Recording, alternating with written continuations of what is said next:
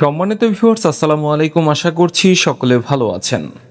তো ভিউয়ার্স, দেখতে দেখতে আমরা 17 নম্বর এপিসোডটি দেখে ফেলেছি। এবার ধামাকা এপিসোড হতে চলেছে 18 নম্বর পর্বে। তো ভিউয়ার, শুরুতে একটি প্রশ্ন, ডিএনএ টেস্টে কি ধরা পড়বে আসল সত্য? আপনার কি মনে হয়? অবশ্যই মতামত কমেন্ট করতে ভুলবেন না। গরিব ঘরের রাজপুত্র 17 নম্বর এপিসোডের শেষে আমরা দেখেছি ডিএনএ টেস্টের সিদ্ধান্ত হয়েছে।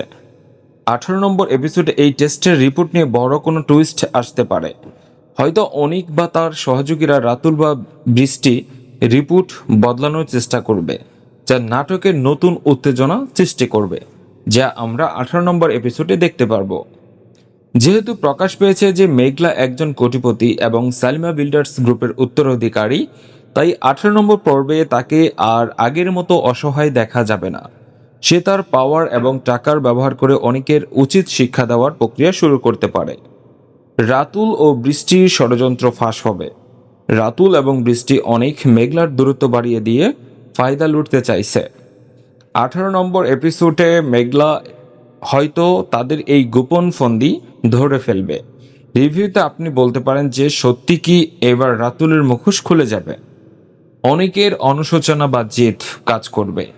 অনেক এখনো ভাবছে মেঘলা তাকে ঠকাচ্ছে, কিন্তু যখন সে জানবে মেঘলাই শালিমা গ্রুপের মালিক এবং তার সন্তানের ব্যাপারে সে সত্য বলছে, তখন অনেকের মধ্যে এক ধরনের দোটানা বা অনুশোচনা দেখা দিতে পারে, অথবা সে আরো জেদি হয়ে উঠতে পারে। পারিবারিক আবেগ এবং দ্বন্দ্ব।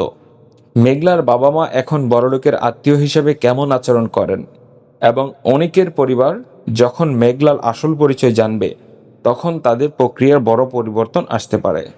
তো ভিউয়ার্স, কেমন লাগলো আজকের এই এপিসোড রিভিউ ভিডিওটি?